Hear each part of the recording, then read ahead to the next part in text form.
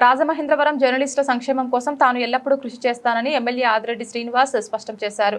తూర్పుగోదావరి జిల్లా working journalist federation తొలి మహాసభ గురువారం రాజమహేంద్రవరం జాంపేటలోని పోలీస్ కన్వెన్షన్ సెంటర్లో ఘనంగా నిర్వహించారు. సీనియర్ జర్నలిస్టు ఎన్ రాంబాబు అధ్యక్షతన జరిగిన ఈ సభకు పెద్ద ఎత్తున పాత్రికేయులు హాజరయ్యారు. సభ ప్రారంభంలో జ్యోతి ప్రజ్వలన అనంతరం ఎమ్మెల్యే శాంతి కపోతాలను ఎగరవేశారు. ఈ సందర్భంగా ఆయన మాట్లాడుతూ జర్నలిస్టులతో తనకు సుదీర్ఘ అనుబంధం ఉందని, వారిని తన కుటుంబ సభ్యులుగా భావిస్తానని పేర్కొన్నారు. సహాయ కార్యదర్శులుగా సూర్యచంద్రరావు, నరసింహారావు, ఈశ్వర్, కోశాధికారిగా బాబురావు బాధ్యతలు చేపట్టారు. కార్యవర్గ సభ్యులుగా Ramurthy, B Nageswararao, M Subbarao, Prasad, Karimulla, P Vinod, RK Naidu, K Srinivas, Hariganesh, A Vijayabharathi, Y Srinivas, Vinod ఎన్నికయ్యారు.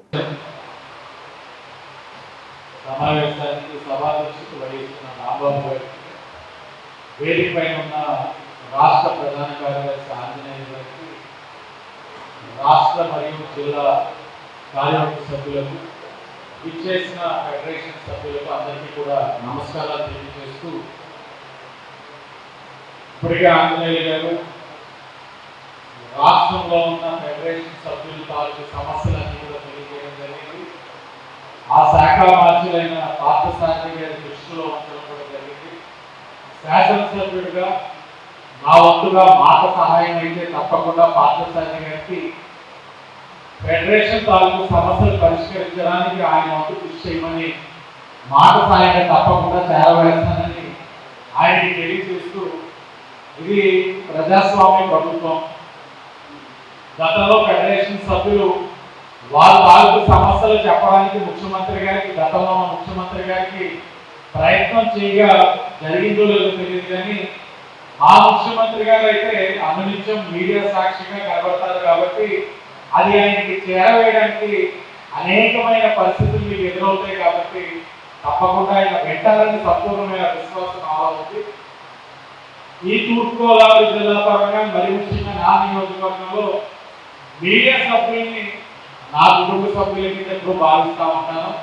హత్య రాజకీయాలన్నీ ఈ జిల్లాలో అయితే మాత్రం దాడులు జరిగే పరిస్థితులు కూడా ఉండవని సంపూర్ణంగా నమ్మే వ్యక్తులు నేను ఉన్నాను. ఎందుకంటే మీడియా వారు ప్రశ్నిస్తారు, ప్రజలకి తెలియజేస్తారు, మా అందరితో మంచి సత్సంబంధాలు ఉన్న వ్యక్తులుగా మెలుస్తారు. కాబట్టి అలాంటి సంస్కృతి సాంప్రదాయాలు జిల్లా వరకు ఉండవు, కానీ అది వేరే జిల్లాలో జరిగిన దాని స్ఫూర్తిగా తీసుకునే పరిస్థితులు కూడా ఉంటాయి. కాబట్టి మీడియా వారిపైన జరిగే దాడిని ప్రతిఘటించే పరిస్థితులు ఎప్పుడు కూడా రాజ్యాంగబద్ధంగా కూడా ఉండాలి. అవన్నీ కూడా చేయడానికి ప్రభుత్వం కృషి చేయాలి. అది కృషి చేసే ప్రక్రియలో క్రమంలో నా వంతుగా నేను కృషి కూడా చేస్తానని కూడా మీ అందరికీ కూడా తెలియజేసుకుంటూ, మీడియా పరంగా ప్రభుత్వాలే చేయాల్సిన అవసరం లేదు. ఈరోజు వ్యక్తిగతంగా నా కుటుంబం కూడా ఈరోజు కూడా మీడియాకి ఏది అవసరమైన వాళ్ళకి అందించే సహాయ సహకారాలు ఎప్పుడు కూడా ముందున్నా భవిష్యత్తులో కూడా ఉంటామని కూడా ఈ వేదిక ద్వారా మీ అందరికీ కూడా తెలియజేస్తూ, మీడియా హక్కుల యొక్క సంరక్షణలో ఫెడరేషన్ వారు ఎప్పుడు కూడా కృషి చేయాలని నిరంతర ప్రక్రియ. ఈ రోజు మనం కృషి చేయగా రేపన్నది కొత్త సమస్య ఉద్భవిస్తాం. ఆ సమస్యకి మన తాలూకు ఆలోచన మరి ఎప్పుడు కూడా బదులు పెడుతూనే ముందుకు వెళ్ళాలి. ఆ చేసే ప్రక్రియలో శాసనసభ్యులుగానే కాకుండా నా కుటుంబం ఎప్పుడు కూడా అండగా ఉంటుందని కూడా తెలియజేసుకుంటూ అందరికీ ధన్యవాదాలు.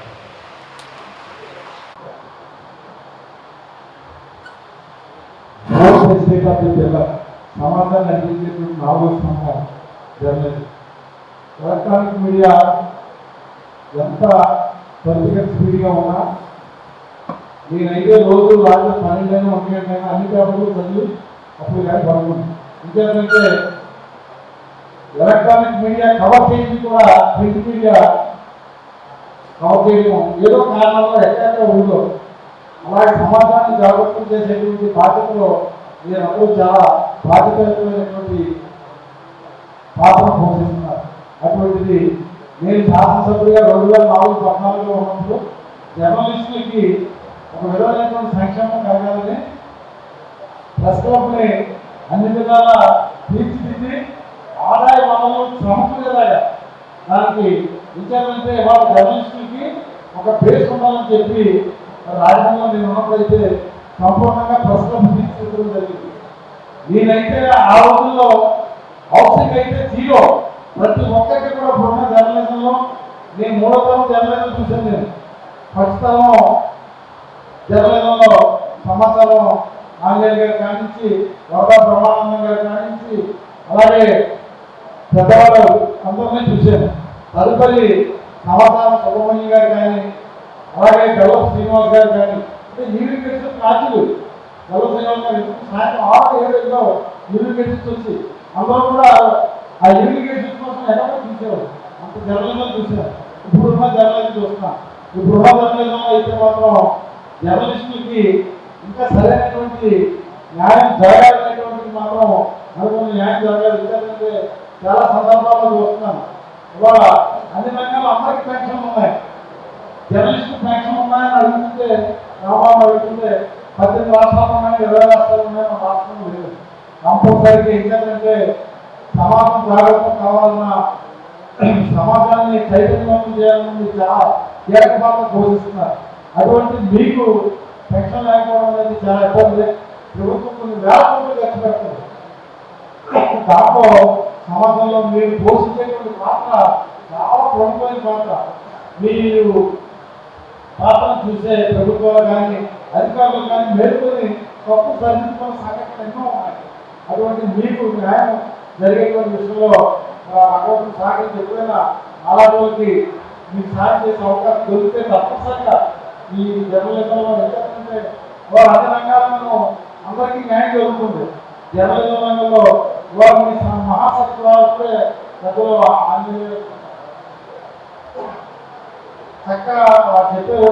తప్పనిసరిగా మీరు అనుకున్న ఈ మహాసభలో మంచి నిర్ణయాలు తీసుకోండి. నేను ఐక్యత ఇవాళ ఐక్యత గురించి అంటే ఎక్కువగా చెప్పినా కూడా ఏంటంటే ఇవాళ సమాజం అన్ని రంగాల్లో అనేక విధాల సమస్యలు, అలాగే జర్నలిజంలో కూడా చాలా సమస్యలు. కానీ ఏంటంటే ఐక్యతలో ఉన్న బలం లేదు.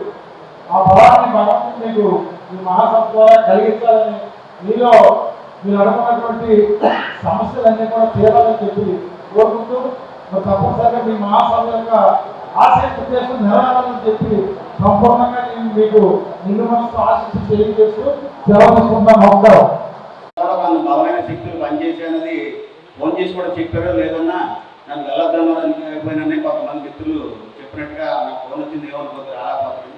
ఎనీవే బయట పొలిటీషియన్స్ కూడా కొంత ఇలాంటి వాతావరణం కల్పించినట్టుగా సమాచారం. ఏదేమైనప్పటికీ మనతో నమ్మి ఎవరు ప్రయాణం చేస్తారో అలాగే మేము పెద్దపేట వేస్తాం. సో మీకు అందరికీ ముందుగా ధన్యవాదాలు. ఇక రాజమండ్రిలో జరుగుతున్న పాత్రికేయుల గొడవలు ఇవన్నీ చాలా కాలం నుంచి జరుగుతున్నాయి. వీటినన్నింటినీ అధిగమించాలంటే మనకు కూడా ఒక బలమైన శక్తిగా ఉండాలి. ఇక్కడ ఒక జర్నలిస్ట్గా ఉండడం కాదు, ఒక యూనియన్లో కీలకమైన వ్యక్తులుగా ఉండాలి. అది ఒక బలమైన యూనియన్లో పనిచేయాలన్న కాన్సెప్ట్తోనే మేము ఫస్ట్ నుంచి ఉన్నామండి. ఎంతసేపు ఏంటంటే నేనే ఇక్కడ పెద్ద లేదా నేను ఏం చెప్పేది కాన్సెప్ట్తో ఉన్న వ్యక్తులకి సమాధానం చెప్పాలంటే ఏపీడబ్ల్యూఎఫ్ లాంటి ఒక మంచి నాయకత్వం మనతో ఉండాలి. మనలాంటి వ్యక్తులు ఏపీడబ్ల్యూఎఫ్తో ప్రయాణం చేయాలి. ఇదంతా చేస్తేనే జర్నలిస్టులకి ఏదైనా మనం చేయగలం. ఇదంతా చేయడంలో ఇప్పుడు ఒక జర్నలిస్టు సింగిల్గా ఏదో ప్రయాణం చేసి అతను ఏదో వార్తలు ఇచ్చుకుంటాడు, లేకపోతే ప్రొఫెషనల్గా జీతాలు తీసుకుంటాడు, ఏదైనా ప్రాబ్లం జరిగితే దిక్కుమొక్కు ఉండదు. ఒక పొలిటీషియన్ వచ్చినా ఎమ్మెల్యే వచ్చినా ఏదో కొంత చేయగలిగి చేస్తాడు, అక్కడి నుంచి హాయిపాయి మీరు ఉన్నారా వచ్చాడని కదా ఆ రోజు అతనికి ఏదో యాక్సిడెంట్ అయిందా ఇంకా ఆ రోజు రావట్లేదా అని ఒకసారి మాట్లాడు. కానీ మనతో పాటు పనిచేసి ఇంతకాలం ఇప్పుడు ఏదో ప్రాబ్లం వచ్చిందని మంచిగా చెప్తే అలా అతని పరిస్థితి ఏంటి? అతనికి ఏదైనా ఫండ్ ఇవ్వాలన్నా చేయాలంటే ఇండివిజువల్గా ఎవరు చేయడు. ఎవడో 100, 500, 1000 ఇవ్వడం తప్ప లాంగ్ ప్రాసెస్లో ఎవరు చేయలేడు. సో దానికి ఒక మంచి ప్లాట్ఫామ్ ఈ ఆంధ్రప్రదేశ్ వర్కింగ్ జర్నలిస్ట్ ఫెడరేషన్ అనేది చాలా గంటాపదంగా నమ్మకంగా చెప్పగలం. ఎందుకంటే మేము చాలా కాలంగా ఇదే సంఘంలో పనిచేస్తున్నాం. వేరే వేరే సంఘాల నుంచి మాకు ఆఫర్లు వచ్చినప్పటికీ ఏదో మీకు అలా చేస్తున్నాం ఎక్కడ మేము డివేట్ అవ్వలేదు. మాకు ఏ పదంలో అవసరం లేదు. ఫెడరేషన్లో ఉంటేనే మాకు పెద్ద పదవి, అదే మాకు అలంకారం ఉన్నట్టుగా ఈ రోజుగా ఉన్నాం. మేము ఇక మీద కూడా ఫెడరేషన్తోనే ఉంటాం. జర్నలిస్టులకి ఏ ప్రాబ్లం వచ్చినా ముందు ఉండడానికి ప్రయత్నం చేయడంలో మేము చాలా చాలా సాటిస్ఫాక్షన్ ఫీల్ అవుతాం. అంటే ఒక సినిమా సక్సెస్ అయితే హీరోకి ఎంత ఫీల్ ఉంటుందో అలా మేము ఫీల్ అయిపోతాం. ఫీల్ అయిపోయి మనమైతే చేసేది, చేయలేకపోయినా చేసేయాలన్న కాన్సెప్ట్తో ఉంటాం. ఇప్పటికీ మన సీతారామంలో ఒక విలేకరు ఆయన ఎప్పటికీ చాలా చాలా ఇది మాట్లాడు. ఏమంటే మీరు ఎప్పటికీ మర్చిపోయిన ఆ రోజు మాకేదో మంచి క్లిష్ట పరిస్థితిలో ఉంటే మీరు ఆ మూలకి ఎక్కడికో వచ్చి పలకరించి మాకు ఏదో చేశారు అలా ఎవరు చేస్తారండి, అది చాలా హ్యాపీనెస్ మాకు ఇచ్చింది తక్కువ అవ్వచ్చు, అది పూర్తి స్థాయిలో ఉపయోగపడచ్చు, కానీ చాలా హ్యాపీగా మేము ఫీల్ అవుతున్నాం. సరే మనం ఇలా గుర్తుపెట్టుకున్నారంటే మనం ఏదో చేసాం కనుక. సో అదే పద్ధతిలో మేము ప్రయాణం చేస్తాం. ఫెడరేషన్ మనుగడ కోసం ఎన్ని అవాంతరాలు ఎదురైనప్పటికీ బలంగా నిలబడి ఉంటాం. ఎవరికి భయపడదు లేదు, తగ్గేది లేదు. మాకు ఎవరన్నా వార్నింగ్లు ఇవ్వచ్చు, బెదిరించవచ్చు, ఏదైనా చేయడం నో ప్రాబ్లం. మమ్మల్ని ఆపేది లేదు, మమ్మల్ని భయపెట్టేది లేదు. మీతోనే ఉంటాం. మీకు ఏ ప్రాబ్లం వచ్చినా దయచేసి ఒక ఫ్రెండ్గా మాత్రం షేర్ చేసుకోండి. దాన్ని సమిష్టిగా దాన్ని ఎలా ఎదుర్కోవాలన్నది మనం ఆలోచిద్దాం. ఒక లీడర్గా అంటే ఇదిగా నేనేం చెప్పట్లేదు, మీలో ఒకటిగా మాత్రమే చెప్తున్నాను. మనంతా కలిసి ప్రయాణం చేద్దాం, సంఘాన్ని బలోపేతం చేద్దాం. Okay, thank you very much.